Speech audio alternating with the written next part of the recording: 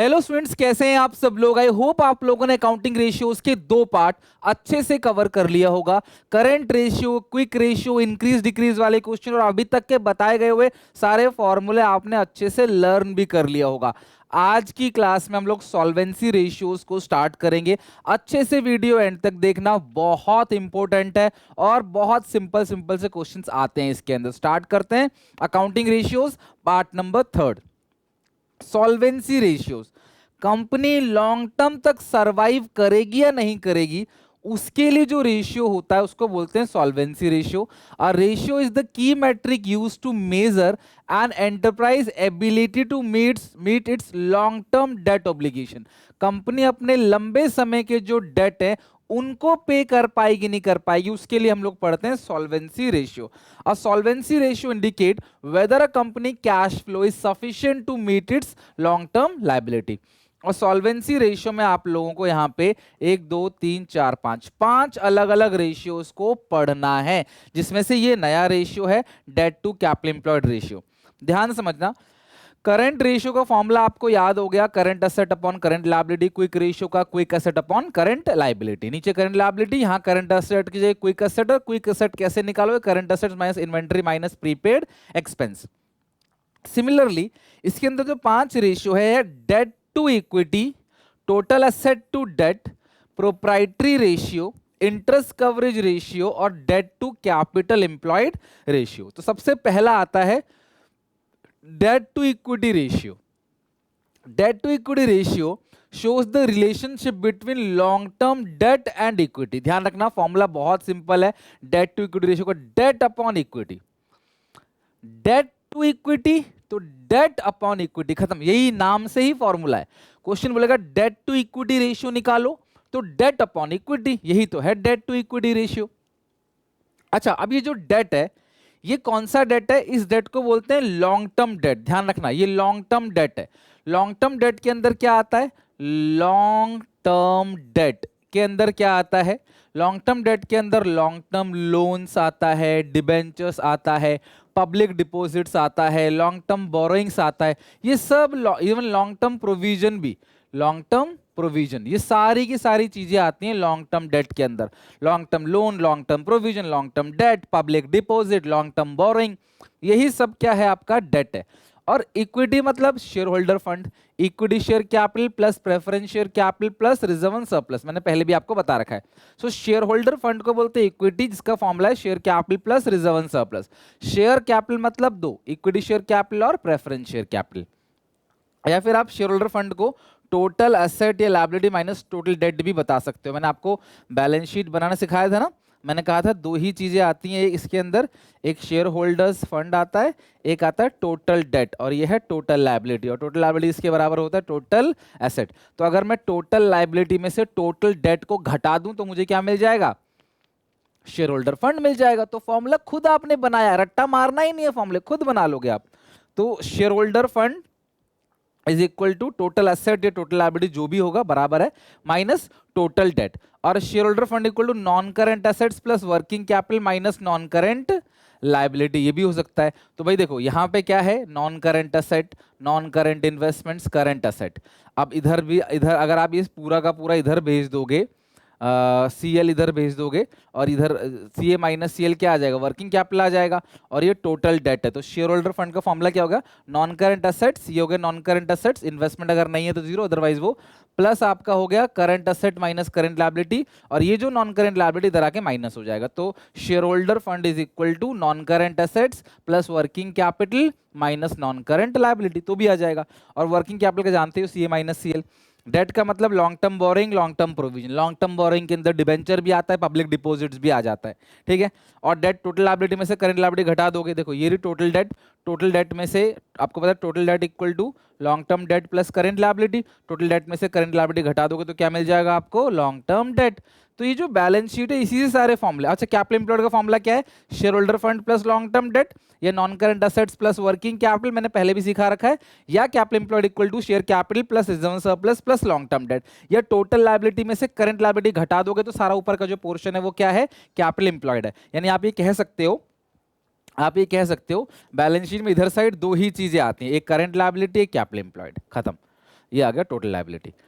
So total liability में से current liability घटाओ तो क्या आ जाएगा आपके पास, कैपिटल एम्प्लॉयड आ जाएगा। फिर कैपिटल एम्प्लॉयड के दो पार्ट है, एक लॉन्ग टर्म डेट है, एक हो गया शेयर होल्डर्स फंड। अभी लॉन्ग टर्म डेट प्लस क्या करंट लायबिलिटी को आता है टोटल डेट, इन दोनों को जोड़ के टोटल डेट। तो share holder fund plus total debt equal to long term debt plus current liability, और capital employed plus current liability equal to total liability. तो जो बैलेंस शीट मैंने आपको पहले सिखा रखा है ना, उसी बैलेंस शीट से ही सारे फॉर्मूले बनते हैं। तो आई होप आपको डेट टू इक्विटी रेशियो में कोई प्रॉब्लम नहीं है। अब चलते हैं क्वेश्चन के ऊपर डेट नीचे इक्विटी। आपको निकालना क्या है, debt to equity ratio. Share capital है, रिजर्व सरप्लस है, प्रॉफिट्स है, डिबेंचर्स है, करंट लायबिलिटी है। अच्छा एक बात बताओ, डेट टू इक्विटी रेशियो का फॉर्मूला क्या होता है, नाम से ही पता पड़ रहा है, डेट टू इक्विटी रेशियो का फॉर्मूला है डेट अपॉन इक्विटी। ठीक है, अब जो डेट है लॉन्ग टर्म डेट, इस क्वेश्चन में लॉन्ग टर्म डेट एक ही है, 10% डिबेंचर्स, वही लॉन्ग टर्म डेट है। इक्विटी के अंदर आता है equity share capital plus preference share capital है नहीं, प्लस रिजर्व एंड सरप्लस। तो रिजर्व 90,000 का है, एक्यूमुलेटेड प्रॉफिट जो है वो 50,000 का है, बस खत्म, और कुछ है नहीं। तो ये आ गया 6,40,000, तो 1,30,000 ऊपर आएगा और नीचे आएगा 6,40,000। 1 2 3 4, 1 2 3 4, तो 13:64 ये आपका आ गया। आप इसे काट भी सकते हो, काट के भी लिख सकते हो। तो ये आ गया आपका डेट टू इक्विटी रेशियो। ये भी परसेंटेज या फ्रैक्शन में आएगा, इसको आपने नहीं सॉरी प्योर रेशियो या फ्रैक्शन में आएगा, इसमें परसेंटेज में नहीं आते जनरली, और टाइम्स में भी नहीं आता। ठीक है, तो ये क्वेश्चन हो गया हमारा डन। सबसे पहले डेट एक ही है इसके अंदर, और इक्विटी के अंदर ESC plus PSC plus reserve surplus, ये आ जाएगा। 13 क्वेश्चन, कैपिटल एम्प्लॉयड है 8 लाख का, शेयर होल्डर फंड है 2 लाख का। आपको निकालना क्या है, debt to equity ratio. Okay, अब ये कैसे निकलेगा ध्यान समझना। अच्छा, आपको डेट चाहिए तो कैपिटल एम्प्लॉयड का एक फॉर्मूला होता है, कैपिटल एम्प्लॉयड का फॉर्मूला होता है, मैंने कहा था ना लायबिलिटी साइड सब कुछ, करंट लायबिलिटी को छोड़ के कैपिटल एम्प्लॉयड आता है।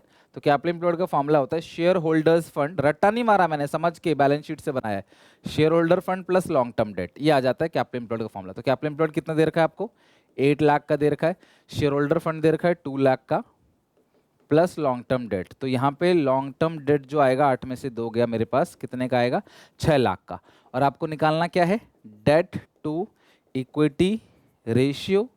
तो आपने फॉर्मूला लगाना है डेट अपॉन इक्विटी, वही डेट आपका लॉन्ग टर्म डेट होता है, और इक्विटी का मतलब होता है शेयर होल्डर्स फंड। तो जो डेट है लॉन्ग टर्म डेट वो कितने का है, 6 लाख का है, और इक्विटी यानी शेयर होल्डर फंड, तो जो शेयर होल्डर्स फंड आपको दे रखा है वो कितना दे रखा है क्वेश्चन में, 2 लाख। तो इसका आ गया 3:1। ठीक है, प्योर रेशियो आ गया 3:1, debt to equity ratio. Debt आ गया 6 लाख का, इक्विटी है 2 लाख का, 3:1 लिख लो। यही है debt to equity ratio. Calculation का तरीका वरीका सब सेम है सारे रेशियोज के अंदर, फर्क सिर्फ इतना है कि फॉर्मूले अलग अलग है, वो फॉर्मूले आपको ध्यान रखना है। नाम से पता पड़ रहा है, debt to equity, debt upon equity. Next है, इसमें भी डेट टू इक्विटी रेशियो निकालना है। तो आप कैसे निकालोगे ध्यान से समझना। तो सबसे पहले मुझे डेट चाहिए, है ना, सबसे पहले मुझे डेट चाहिए। तो डेट इसके अंदर मुझे मिला long term borrowing, long term provision, दो ही चीज़ है ना, ये डेट है। अच्छा, ये जो लॉन्ग टर्म लोन एडवांसेस है ना, ये लोन गिवन है, ये एसेट है, ये आपने लोन दिया है ना, तो ये एसेट है। तो ये हो गया 4 लाख 5 लाख, 5,60,000। तो जो डेट इस क्वेश्चन में है वो है इन दोनों का सम, यानी कि 5,60,000। अब जो इक्विटी है, अब वो कैसे निकालोगे, इक्विटी तो उसमें दिया हुआ ही नहीं है कहीं भी, तो इक्विटी को कैसे निकालोगे, ध्यान से देखना मैं कैसे निकालूंगा। मुझे कोई फॉर्मूला याद नहीं है, मैं बैलेंस शीट बनाकर इसको सॉल्व करूंगा। तो ये रही बैलेंस शीट। बैलेंस शीट में सबसे पहले प्रॉपर्टी प्लांट इक्विपमेंट और ये डेप्रीशिएशन माइनस होगा। तो यहाँ पे नॉन करंट एसेट आ गया 7 लाख का। 7 कैसे, 840 का प्रॉपर्टी प्लांट इक्विपमेंट है, उसमें से डेप घटाओगे 140, तो कितना बचेगा आपका 7 लाख। नॉन करंट इन्वेस्टमेंट्स, जो नॉन करंट इन्वेस्टमेंट्स हैं वो 14,000 का है, नॉन करंट इन्वेस्टमेंट वो हो गया आपका 14,000 का। और लॉन्ग टर्म लोन एडवांसेस आपने दिया है, लोन्स आपने दिया है, लोन एडवांस, ठीक है, वो कितने का है 56,000 का। फिर क्या बचता है करंट एसेट, और वो कितना आपका 3,50,000। कुल मिलाकर अगर आप देखोगे तो आपको टोटल एसेट गिवन है, आप एसेट साइड को ऐड कर दो, टोटल गिवन है आपके पास 14,000 प्लस 56,000, 70,000 ये हो गया, प्लस 350 प्लस 7 लाख, 11,20,000 की टोटल हमारे पास एसेट है और 11,20,000 का ही टोटल क्या आ गया आपके पास, लाइबिलिटी। सो टोटल एसेट किसके बराबर हो गए यहाँ पे, टोटल लाइबिलिटी के। अब लॉन्ग टर्म डेट जो आपको दे रखा है, लॉन्ग टर्म डेट और करंट लाइबिलिटी कितना दिया, 2,80,000, और जो लॉन्ग टर्म डेट है वो निकाला आपने 5,60,000। तो जो बचा अब यहाँ पे वही चीज है शेयर होल्डर्स फंड, जो बच गया वही शेयर होल्डर फंड है। तो 560 प्लस 280, ये आ गया 8,40,000, ये आ गया आपका 8,40,000। अब 8,40,000 है, ये है 11,20,000, तो 2,80,000 आ गया आपका शेयर होल्डर्स फंड। तो शेयर होल्डर फंड कितना आ गया, 2,80,000। सो डेट टू इक्विटी रेशियो में जो इक्विटी निकल कर आया वो निकल कर आया 2,80,000, और डेट टू इक्विटी रेशियो में डेट अपॉन इक्विटी। ओके, तो देखो कितना सिंपल है, आपको भले ही टाइम लग रहा है इसे करने में लेकिन टेंशन नहीं है, इजीली कर लोगे, फॉर्मूला रट्टा नहीं मारना पड़ेगा, क्योंकि क्वेश्चन कितना घुमाएगा, आप कितने फॉर्मूले याद करोगे, सीधा ये तरीका याद रखो। तो डेट कितना है 5,60,000 और इक्विटी कितना है 2,80,000, तो इसका आइडल रेशियो आ गया 2:1। अब आप बोलोगे सर आप पेपर में फॉर्मूला कैसे लिखेंगे, तो ध्यान रखना, सबसे पहला डेट का जो फॉर्मूला है, डेट वो तो इन दोनों को जोड़ के आ गया, long term date, long term borrowings plus long term provisions, long term borrowings plus long term provisions. Okay, ये हो गया।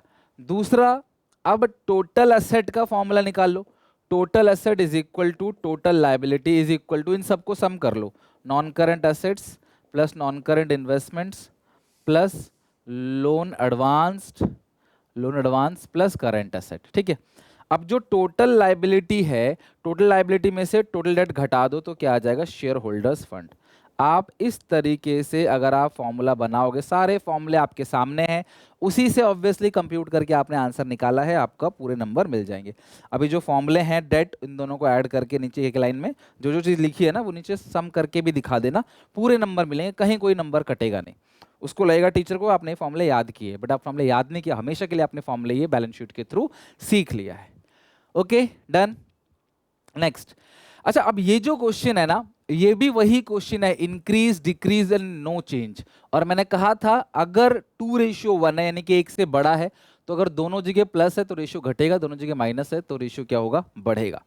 तो सबसे पहले देखते हैं, एक पॉइंट ध्यान समझना, अच्छा क्वेश्चन है। Purchase of fix assets by taking a loan, और रीजन देना बहुत जरूरी है। तो सबसे पहले फॉर्मूला देखते हैं, डेट इक्विटी रेशियो का फॉर्मूला क्या है, डेट अपॉन इक्विटी। ठीक है, अगर आप फिक्स असेट्स खरीदते हो तो फिक्स असेट तो ना डेट में आता है ना इक्विटी में आएगा, फिक्स असेट तो कहीं भी नहीं आता, डेट इक्विटी कहीं भी नहीं आता, लेकिन जो लोन लिया है वो डेट में ऐड होता है। तो this leads to increase in debt, hence ratio would improve, खत्म, and there is no change in equity. भाई अगर आप लोन ले रहे हो, उधार ले रहे हो, तो भाई डेट बढ़ेगा, न्यूमरेटर बढ़ेगा तो रेशियो ऑब्वियसली बढ़ेगा। Sale of fix asset, fix asset तो यहाँ आता ही नहीं है, तो बुक वैल्यू कितने का मुझे उससे मतलब नहीं है। लॉस और प्रॉफिट इक्विटी में आता है, इक्विटी के अंदर आता है प्रॉफिट लॉस दोनों, ESC plus PSC plus reserve and surplus, वो इक्विटी में आता है। तो आपने फिक्स एसेट को बेचा तो कैश आएगा, फिक्स एसेट जाएगा, ना ही कैश ना ही फिक्स एसेट, वो इसमें नहीं आता, डेट और इक्विटी में कहीं नहीं आता। तो आता क्या है, जो लॉस में बेचा है तो लॉस इक्विटी को कम करेगा, और अगर डिनोमिनेटर कम हो जाएगा तो रेशियो इंक्रीज करेगा। This leads to decrease in equity by 5,000 and no change in debt, hence ratio would improve, तो रेशियो क्या होगा, आपको बढ़ा हुआ मिलेगा। Sale of fix asset, book value है 40,000 का, बेचा 50,000 का, 40,000 की चीज को 50,000 का बेचा, 10,000 का प्रॉफिट हो गया, तो प्रॉफिट इक्विटी में ऐड होगा। अगर आप डिनोमिनेटर को ऐड करोगे तो क्या होगा, डिनोमिनेटर बढ़ेगा तो रेशियो क्या होगा, डिक्रीज होगा। This leads to increase in equity and no change in debt, hence ratio would decline और रेशियो वुड रिड्यूस और रेशियो वुड डिक्रीज। ठीक है, issue of shares for cash, cash आपके पास आएगा और शेयर्स बढ़ जाएंगे, तो डिनोमिनेटर में प्लस हो जाएगा, इक्विटी है ना, शेयर्स तो यहीं आता है, तो अगर डिनोमिनेटर प्लस हो गया तो रेशियो क्या होगा, decrease. This leads to this leads to increase in equity and no change in debt, hence ratio decline, तो रेशियो क्या होगा, यहाँ पे कम हो जाएगा। इश्यू ऑफ बोनस शेयर, अब ये शायद किसी बच्चे को ना पता हो, मैं आपको बता देता हूँ, कैश फ्लो में भी काम आएगा ये। बोनस शेयर वो शेयर होता है जो फ्री में इशू किया जाता है, फ्री में मतलब फ्री में जनता को बांट दिए शेयर्स किसी रेशियो में, लाइक 2:1 में, 4:1 में, 5:1 में, कि जिनके पास 5 शेयर हैं उनको 1 शेयर फ्री, तो जिनके पास 50,000 शेयर है उनको 10,000 शेयर फ्री। तो जब हम शेयर इशू करते हैं तो शेयर इशू की एंट्री क्या होती है, बैंक टू शेयर कैपिटल, अगर हम पैसे से इशू करते हैं। लेकिन अगर फ्री में शेयर इशू करेंगे तो शेयर तो इशू हो गया लेकिन ऊपर बैंक में तो पैसा आएगा नहीं, तब शेयर्स को फ्री रिजर्व से इशू करते हैं। किससे?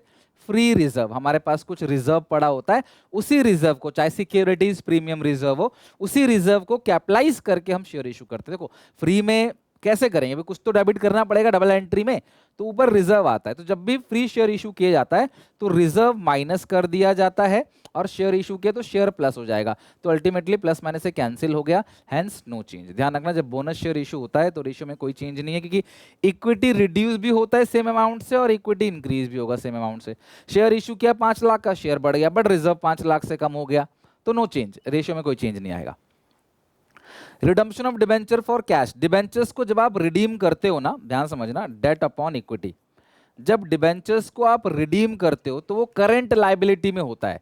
डिबेंचर्स कहाँ होता है? Current liability. जब भी हम डिबेंचर्स को रिडीम करने वाले होते हैं, पेपर में बहुत इंपॉर्टेंट है, लास्ट 2 ईयर से यहाँ पे मैं बच्चों को समझा रहा हूँ, ये बहुत इंपॉर्टेंट नया कॉन्सेप्ट ऐड हुआ है। जो भी डिबेंचर्स हम रिडीम करने वाले हैं वो मैच्योर डिबेंचर्स कहलाते हैं, वो करंट लायबिलिटी में आता है। तो जब डिबेंचर्स को रिडीम करेंगे तो पैसा जाएगा और करंट लायबिलिटी कम होगा, यहाँ पे कोई भी चेंज नहीं आएगा, no change. There is no change in debt and equity, here cash reduces and current liability reduces, ये आप लिख देना, इसमें कोई चेंज नहीं आएगा। Conversion of debenture into equity shares. Debentures को इक्विटी शेयर्स में कन्वर्ट कर रहे हो तो इक्विटी शेयर्स तो बढ़ गया और डिबेंचर्स तो कहां आता है? करंट लायबिलिटी के अंदर। तो यहां पे क्या होगा बताओ? रेशियो जो होगा conversion of debenture into equity shares, तो डिबेंचर तो करंट लायबिलिटी के अंदर आता है, यहां आता ही नहीं है। इक्विटी शेयर इशू करोगे मतलब डिबेंचर की जगह पैसे नहीं देके शेयर दे दिया, यहां पे डिबेंचर्स रिडीम किया और पैसे दे दिए, यहां डिबेंचर्स जो है वो रिडीम करके पैसे की जगह फिर से शेयर दे दिया, ठीक है। तो जो इक्विटी है वो इंक्रीज होगा, और अगर डिनोमिनेटर प्लस होता है तो रेशियो क्या होता है? Reduce. This leads to decrease in debt equity ratio because equity increases and there is no change in debt. Equity बढ़ रहा है, डेट में कोई चेंज नहीं है। Declaration of final dividend. जब भी आप फाइनल डिविडेंड डिक्लेयर करते हो ना तो रिजर्व से ही डिक्लेयर करोगे। डिविडेंड कहां से बांटा था? प्रॉफिट से, प्रॉफिट यहां से कम हो जाएगा, और अगर डिनोमिनेटर कम हुआ तो रेशियो क्या होगा? इंक्रीज होगा। तो जब भी आप डिक्लेयर करते हो डिविडेंड तो प्रॉफिट में से ही तो डिविडेंड। अब डिविडेंड होता क्या है? Part of profit. तो जैसे डिविडेंड डिक्लेयर किया ना, प्रॉफिट से पैसा निकाल के साइड में रख लिया कि भाई ये तो पब्लिक को बांटना है, तो ये प्रॉफिट कम हो गया यानी कि इक्विटी कम हो गया। This leads to reduce in equity and no change in debt, hence debt equity ratio would increase, debt equity ratio बढ़ेगा। आई होप आपको अच्छे से ये सारे समझ आ गए, और एक एक क्वेश्चन की प्रैक्टिस जरूर करना। मैं अपने वीडियो में भरपूर क्वेश्चन आपको करा रहा हूं, जितने ज्यादा क्वेश्चन बन सकते हैं, इतना अगर आप अच्छे से कर लोगे ना, पेपर में इससे बाहर नहीं आएगा, आराम से कर लोगे। अच्छा, डेट इक्विटी रेशियो का टोटल जो दूसरा जो रेशियो है सॉल्वेंसी रेशियो का, वो है total asset to debt ratio. नाम से बता टोटल असेट अपॉन डेट। और जब भी मैं बात करता हूं डेट की तो यहाँ पे सॉल्वेंसी रेशियो में वो हमेशा लॉन्ग टर्म डेट होगा, क्योंकि ये रेशियो ही लॉन्ग टर्म के लिए है, लॉन्ग टर्म सॉल्वेंसी के लिए। तो total asset to debt ratio show the relationship between total asset and long term debt. Formula क्या है? Total asset upon long term debt. Total asset का formula fix assets plus investment plus current asset. Fix assets को non current asset भी कहा जाता है। और total asset किसके बराबर होता है? वो टोटल लायबिलिटी के बराबर भी होता है। तो टोटल असेट ऊपर आएगा, लॉन्ग टर्म डेट नीचे आएगा, आपका total asset to debt ratio निकल आएगा। जैसे 16 क्वेश्चन, शेयर होल्डर्स फंड आपको मिल गया, टोटल डेट आपको मिल गया। अगर आप छोटा सा बैलेंस शीट बना के देखो तो बैलेंस शीट में दो ही चीजें होती हैं, एक टोटल डेट, दूसरा शेयर होल्डर फंड। तो आप लिख सकते हो total liability is equal to share holders fund plus total debt. और टोटल लायबिलिटी आएगा शेयर होल्डर फंड कितने का? 1,60,000 का। टोटल डेट है 3,60,000 का। 3 4 5,20,000 का आपका टोटल लायबिलिटीज है। एक फॉर्मूला और लिखोगे, total liabilities is equal to total assets. तो टोटल एसेट जो है वो भी कितना आ गया? 5,20,000। तो टोटल लायबिलिटीज टोटल एसेट के बराबर आ गया, क्योंकि इन दोनों को जोड़ के आ रहा है 520, और यही दो चीजें आती हैं लायबिलिटी साइड। अच्छा, अब हमें क्या करना है? टोटल डेट का फॉर्मूला क्या होता है? Long term debt plus current liability. Total date given है 3,60,000, है ना, ये टोटल डेट गिवन है, इसके दो पार्ट है, लॉन्ग टर्म डेट और करंट लायबिलिटी। ये 360 गिवन है, लॉन्ग टर्म डेट मुझे नहीं पता, करंट लायबिलिटी 40,000 का है। ठीक है, ये प्लस 40,000 है। तो अगर टोटल डेट 360 है, करंट लायबिलिटी 40 है, घटा दोगे 3,20,000 का क्या आ गया, लॉन्ग टर्म डेट आ गया। लॉन्ग टर्म डेट आ गया 3,20,000। अब आपको निकालना क्या है, total asset to debt ratio. Total asset to debt ratio का फॉर्मूला है टोटल असेट, जो कि हमने निकाला 5,20,000 अपॉन लॉन्ग टर्म डेट यानी 3,20,000। टोटल असेट ऊपर टोटल असेट नीचे डेट, जो नाम है वही फॉर्मूला है, debt to equity debt upon equity, total asset to debt total asset upon debt. तो 5,20,000 डिवाइड बाई 3,20,000, 1.625 रेशियो 1। तो ये आ गया आपका total asset to debt ratio का फॉर्मूला। तो इस तरीके से total asset upon long term debt अगर निकालोगे, टोटल डेट में से करंट लायबिलिटी घटा दोगे, 320 आ गया लॉन्ग टर्म डेट, और शेयर होल्डर फंड और टोटल डेट दोनों को जोड़ोगे, वही टोटल लायबिलिटी आ गया, वही टोटल असेट है। ठीक है, तो हो गया क्वेश्चन हमारा the end. Calculate total asset to debt ratio from the following, एक और क्वेश्चन है, इसमें भी total asset to debt ratio निकालना है। तो टोटल असेट तो साफ साफ गिवन है 15 लाख का, इससे आसान क्या होगा, सब कुछ गिवन ही है। अपॉन लॉन्ग टर्म डेट चाहिए। अब लॉन्ग टर्म डेट कैसे निकालोगे, यह है टोटल डेट 12 लाख का। इस क्वेश्चन में जो करंट लायबिलिटी है, टोटल डेट कितने का है, 12 लाख का। ये सब करंट लायबिलिटी 1 2 3 4, ये चारों चीजें करंट लायबिलिटी है। 90 प्लस 60 150 प्लस 50 2 लाख प्लस 20 2,20,000। भाई 2,20,000 ये सारी चीजें क्या है, करंट लायबिलिटी है, these all are current liability. अब टोटल डेट में से करंट लायबिलिटी घटा दोगे तो क्या बचेगा, लॉन्ग टर्म डेट। भैया टोटल डेट मतलब शॉर्ट टर्म लॉन्ग टर्म दोनों, टोटल डेट में से करंट लायबिलिटी घटा दो तो 12 लाख का तो क्वेश्चन खुद ही क्या रहा है, टोटल डेट है, जिसमें से 2,20,000 की करंट लायबिलिटी घटा दोगे तो आपको मिल जाएगा लॉन्ग टर्म डेट।